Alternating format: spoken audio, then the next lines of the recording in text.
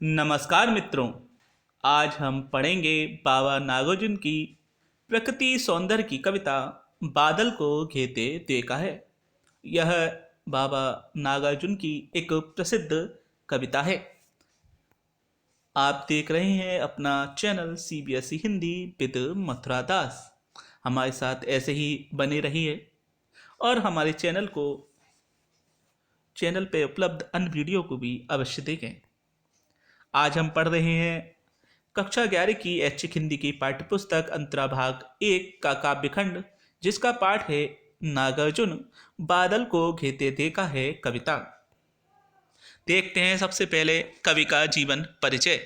बाबा नागार्जुन का जन्म सन 1911 ईस्वी में तरौनी गांव, जिला मधुबनी, बिहार में हुआ था। नागार्जुन का वास्तविक नाम वैद्यनाथ मिश्र था। अपनी मातृभूमि मैथिली में वे यात्री नाम से लिखा करते थे। आपने संस्कृत तथा बांग्ला में भी काव्य रचना की। नागार्जुन की प्रारंभिक शिक्षा स्थानीय संस्कृत पाठशाला में तथा उच्च शिक्षा वाराणसी और कोलकाता में हुई। सन 1936 ईस्वी में आपने बौद्ध धर्म को अपना लिया।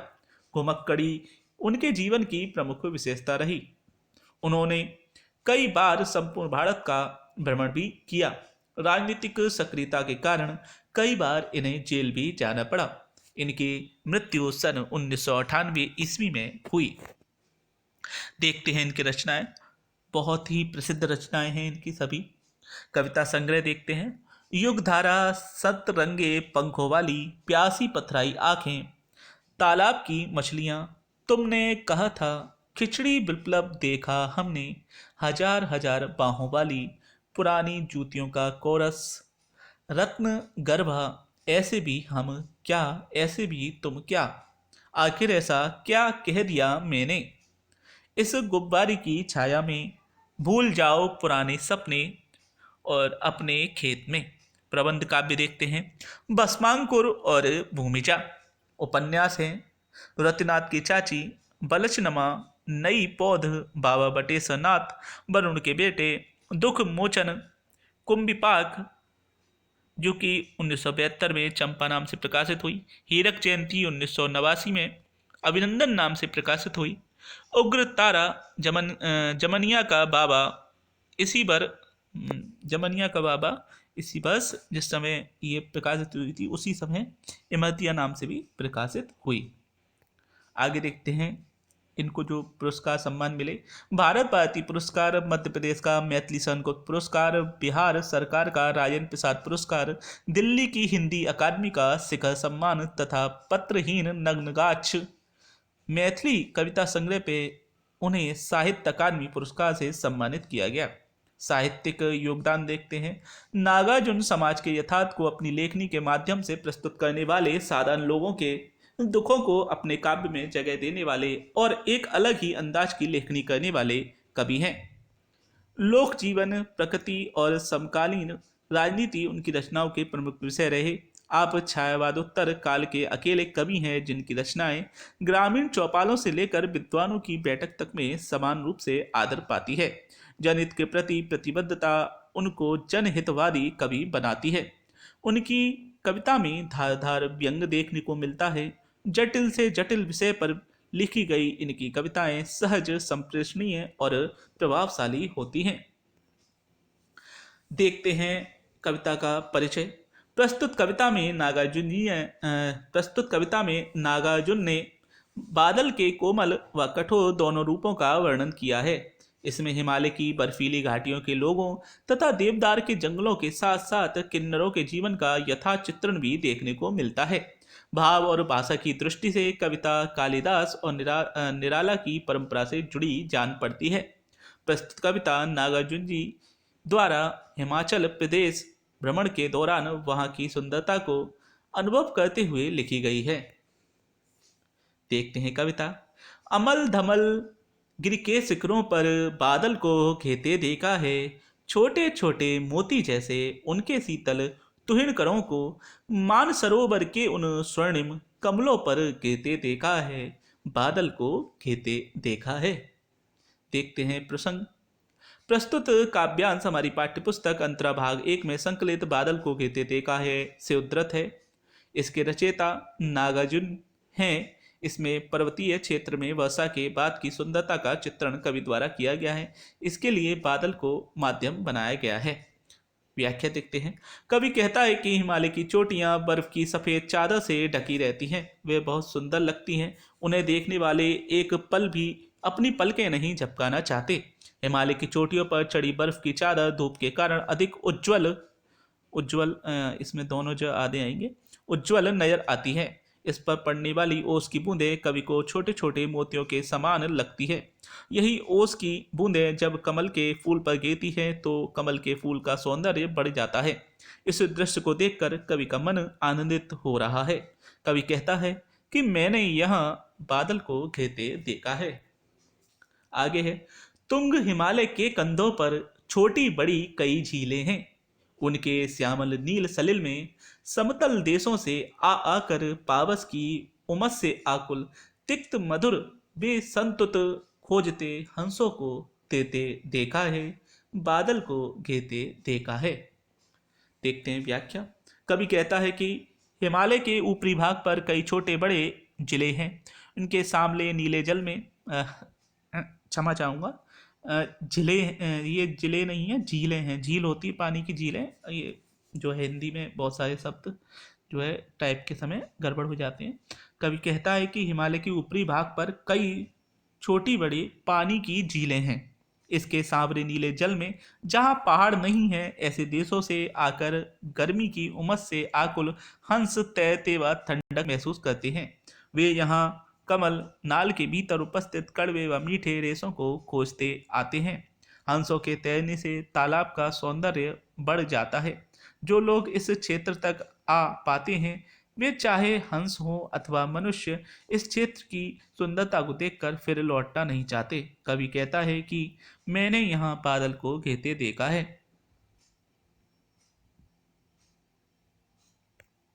आगे है, ऋतु वसंत का सुप्रभात था, मंद मंद था अनिल बह रहा, बालारुण की मृदु किरणें थी, अगल बगल स्वर्णिम शिखर थे, एक दूसरे से विरत हो अलग अलग रहकर ही जिनको सारी रात बितानी होती, निशा काल से चिर अभिशापित बेबस उस चकवा चकवी का बंद हुआ क्रंदन, फिर उनमें उस महान सरोवर के तीरे सहवालों की हरी दरी पर प्रणय कले चिरते देखा है, बादल को घेते देखा है।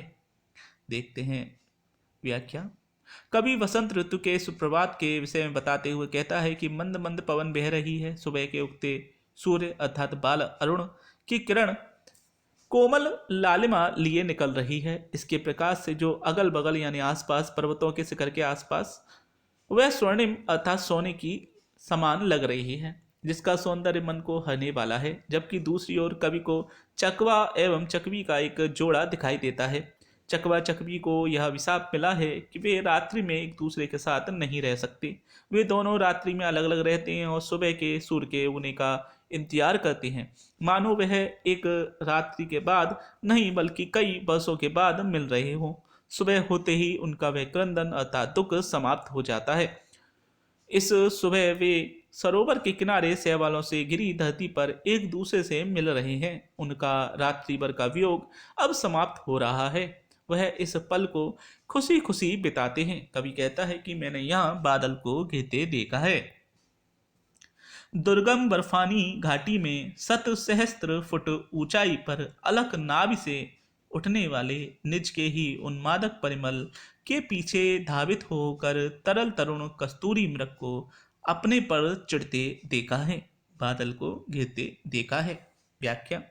कवि युवा कस्तूरी मृग का वर्णन करते हुए कहता है कि कवि दुर्गम बर्फ से घिरी घाटी में जो लगभग 7000 फुट ऊंचाई पर है, मृग अपनी ही नाभि से उठने वाले उस मादक सुगंध से अनजान उस कस्तूरी मृग को खोजते भागते देखता है। उसे कस्तूरी मृग पर उसे कस्तूरी मृग उसे अर्थात जो कस्तूरी मृग है उसके बारे में कह रहे हैं, उसे यह आभास नहीं कि यह मादक सुगंध उसके शरीर से ही आ रही है। वह हिमालय की घाटी में इधर उधर भाग रहा है। अंत में परेशान होकर वह स्वयं ही अपने ऊपर चिढ़ने लगता है। उसके इस व्यवहार को देखकर कवि को बड़ा अच्छा लगता है। कवि कहता है कि मैंने यहाँ बादल को घेते देखा है। कुछ टाइपिंग की जो है त्रुटियां हैं, उसके लिए क्षमा चाहूँगा। आगे है, कहाँ गया धनपति कुबेर वह, कहाँ गई उसकी वह अलका, नहीं ठिकाना कालिदास के व्योम प्रवाही गंगा जल का। ढूंढा बहुत परंतु लगा क्या, मेघदूत का पता कहीं पर, कौन बताए वह छाया में बरस पड़ा होगा ना यहीं पर। जाने दो वह कवि कल्पित था, मैंने तो भीषण जाड़ों में नभ चुंबी कैलाश शीस पर महामेघ को झंझानिल से गरज गरज भिड़ते देखा है, बादल को कहते देखा है। देखते हैं व्याख्या। प्रस्तुत पंक्तियों में कवि को अनायास ही कालिदास के मेघदूत की कथा के अनुसार बताई गई कैलाश पर्वत के क्षेत्र की बात याद आती है, परंतु उसे यहाँ मेघदूत में वर्णित कोई भी पात्र या वस्तु नहीं मिलती। वह कहता है कि यहाँ पर निवास करने वाले कुबेर देव की अलका नगरी उसे नजर नहीं आती। वे उसे ढूंढने का प्रयास करता है। कालिदास के मेघदूत में जो कुबेर देव थे, उन्होंने यक्ष को जो है सजा के तौर पर कैलाश पर्वत पे भेजा था। वो वहाँ से वह अपनी जो पत्नी प्रिया थी उनके लिए बादलों के माध्यम से संदेश भेजते हैं। ये मेघदूत की कथा है और इसको आप विस्तार से पढ़ें, बहुत अच्छी कहानी है। तो वो कविता है, काव्य उसमें लिखी गई है ना। तो वो कह रहे हैं कि मैं भी यहाँ पर आया हूँ, वो सब चीज़ें जो हैं यहाँ देखने को नहीं मिल रही जो कि कालिदास ने अपनी मेघदूत में लिखी थी। ठीक है, तो वो क्या करें, वे उसे ढूंढने का प्रयास करता है। उसने कालिदास द्वारा रचित मेघदूत कविता में बताई गई आकाश गंगा नदी को भी ढूंढने का प्रयास किया, लेकिन उसमें भी वे असफल रहे। उसे मेघदूत का पता नहीं मिलता। उसे अनुमान था कि शायद वह इसी स्थान पर बसा होगा। फिर कवि कहता है कि जाने दो, वह शायद कवि की कल्पना ही रही हो। मैंने तो इस नभ को चूमने वाले कैलाश पर्वत के शिखर पर महामेघों को आपस में टकरा कर गरजते बरसते देखा है। कवि कहता है मैंने यहाँ बादल को घेते देखा है। यह अब अंतिम पंक्तियां हैं।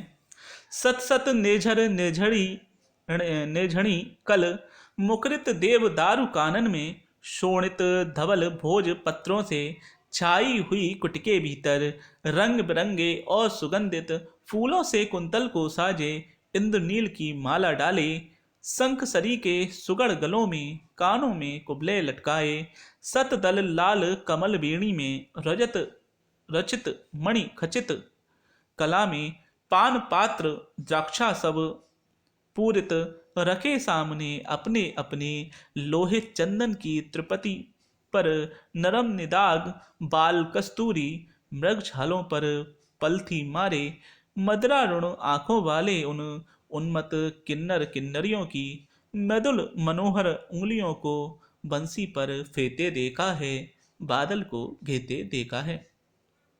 व्याख्या देखते हैं। कवि कहता है कि यहाँ देवदार पेड़ के घने जंगल में कल कल ध्वनि करते 100 से भी अधिक झरने बहते हैं। कवि यहाँ रहने वाले निवासियों के विषय में बताता है कि वे सफेद भोजपत्रों के समान छाई हुई कुटी के भीतर निवास करते हैं। यहाँ की स्त्रियां रंग बिरंगे और सुगंधित फूलों से अपने बालों को सजाए रहती हैं। इंद्रनील अर्थात पन्ने की माला, पन्ना एक पत्थर होता है बहुमूल्य, इंद्रनील अर्थात पन्ने की माला अपने शंख के समान सुंदर गले में डाले रहती हैं। कानों में कुबले अर्थात नीले कमल के कुंडल लटकाए रहती हैं। अपनी चोटी में 100 लाल कमल बांधती हैं। किन्नर किन्नरियां चांदी के मड़ियों से सजे पान पात्र में मदरा पीते हैं।